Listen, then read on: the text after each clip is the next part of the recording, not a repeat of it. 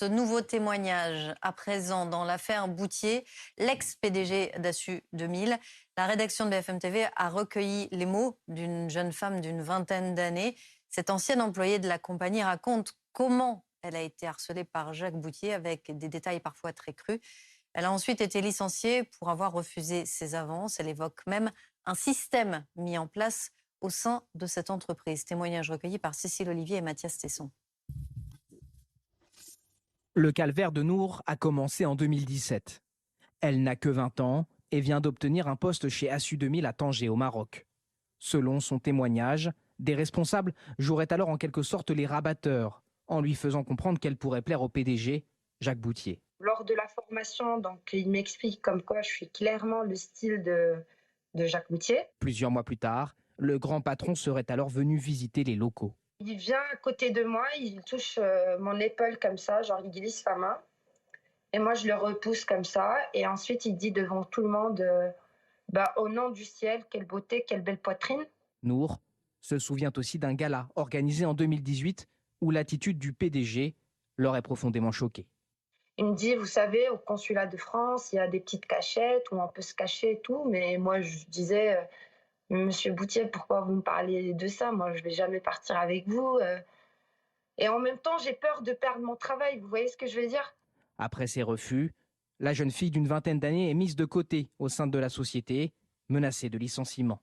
Finalement, fin 2021, elle tente d'obtenir des explications directement auprès de Jacques Boutier. Et là, il me dit, bientôt je viendrai à Tanger, vous couchez avec moi et je vous protégerai, vous serez ma protégée. Et là, je refuse directement. Je lui dis, Monsieur Boutier, je ne suis pas ce genre de fille. Mais les propositions continuent et deviennent de plus en plus crues. Il me dit, vous commencerez à me sucer, ensuite je vous écouterai. Et ensuite, je reçois un message de lui, espèce de salope, tu vas dégager.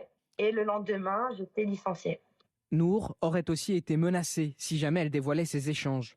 Depuis la mise en examen de Jacques Boutier, elle a décidé elle aussi de déposer plainte en France, notamment pour harcèlement. Un témoignage absolument accablant, et ce n'est pas le seul, c'est ce qu'on va voir avec vous, Vincent Ventigame, du service police-justice de BFM TV. Ce témoignage, il montre qu'il y avait clairement un système mis en place au sein d'Assu 2000 au Maroc. Oui, et puis vous l'avez dit, c'est ce que Nour décrit dans son témoignage, mais ce n'est pas la seule en fait à nous parler de système, voire même à nous parler de terrain de chasse, c'est-à-dire le Maroc comme un terrain de chasse pour Jacques Boutier, c'est-à-dire que l'ancien PDG se rendait régulièrement au Maroc environ une fois tous les 3-4 mois, à chaque fois il y passait une semaine, et selon tous les éléments qu'on a recueillis, nous, depuis le début de la semaine, Jacques Boutier y allait avec un objectif, voir les nouvelles recrues, voir les têtes des jeunes femmes qui ont été recrutées pour savoir si elles étaient à son goût. Parce que, selon les témoignages, encore une fois, qu'on a recueillis, il n'hésitait pas à draguer lourdement les jeunes femmes, à procéder par moments à des attouchements avec, autrement dit, une espèce de règle, soit tu couches avec moi, soit tu es viré. Et puis le PDG d'Assu 2000 ne se contentait pas uniquement de se rendre dans ses locaux, dans ses bureaux de Tanger, il organisait aussi régulièrement des séminaires, des team building, toujours au Maroc, à Fès, à Ouarzazate ou à Marrakech. Et là, les propositions étaient encore plus directes selon les témoignages. C'était à la fin de la soirée, rejoins-moi dans ma chambre et on va voir alors ce qui va se passer. Alors, est-ce qu'on peut parler véritablement d'un système? Est-ce que les supérieurs de cette jeune femme étaient au courant? Alors là, c'est un autre témoignage qui vient nous mettre sur cette piste, si l'on peut dire, puisque nous avons eu au téléphone une jeune femme qui s'appelle Rita, qui était, elle, manager au sein des équipes d'Assu 2000 à Tanger.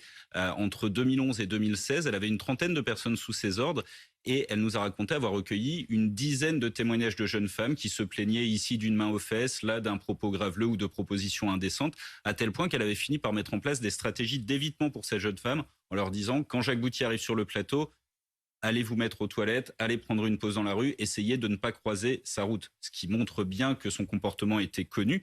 Et puis surtout, Rita nous explique qu'elle en a eu marre au bout d'un moment et qu'elle a elle-même prévenu ses supérieurs au Maroc, mais aussi en France, et que là, tous lui ont dit de ne pas dramatiser la situation, de ne pas en faire tout un plat, finalement, de laisser filer parce que Jacques Boutier, c'est un vieux monsieur, mais un vieux monsieur tout puissant. Et c'est ce que toute notre enquête démontre aussi, c'est que Jacques Boutier, il avait beaucoup d'argent et il pensait qu'il pouvait tout s'acheter. En tout cas, c'est ce qu'il laissait entendre à ses employés en disant qu'il pouvait même se payer les services de police de Tanger pour que ses agissements restent sous silence. Et pour prouver cela, certains des témoins nous ont envoyé des extraits de messages qui montrent qu'effectivement, Jacques Boutier n'hésitait pas à utiliser des menaces pour arriver à ses fins. Alors, est-ce que cette nouvelle plainte, la plainte de cette jeune femme Nour, va avoir un impact sur l'enquête qui est déjà en cours contre Jacques Boutier? Visiblement, oui, il est encore un petit peu tôt pour le dire, mais en tout cas, l'avocat de Nour, qui est un avocat français, a déjà indiqué qu'il allait déposer plainte lundi auprès du parquet de Paris. Le parquet de Paris qui a ouvert cette première enquête suite à l'arrestation de Jacques Boutier et à son placement en détention provisoire. Alors pour bien reprendre les choses, ici en France, il est accusé de faits bien plus graves. On parle de traite des êtres humains, de proxénétisme et de viol sur mineurs. Les accusations de Nour, elles, font référence plutôt à du harcèlement moral, à du harcèlement sexuel. Mais on imagine bien que le parquet de Paris, s'il mixe les deux enquêtes, s'il décide d'investiguer plus loin, va essayer de voir justement s'il n'y a pas un système mis en place, si ici en France, il y avait le même type de fonctionnement et s'il y a d'autres dirigeants qui auraient pu être impliqués, notamment en gardant le silence. Merci Vincent. Si je vous dessine un petit peu le profil de la personne concernée, alors en fait, lui, il vient régulièrement à Tanger. Alors, le plateau, il se compose d'un service standard, alors qui se compose simplement des filles entre 18 à 24 ans au plus.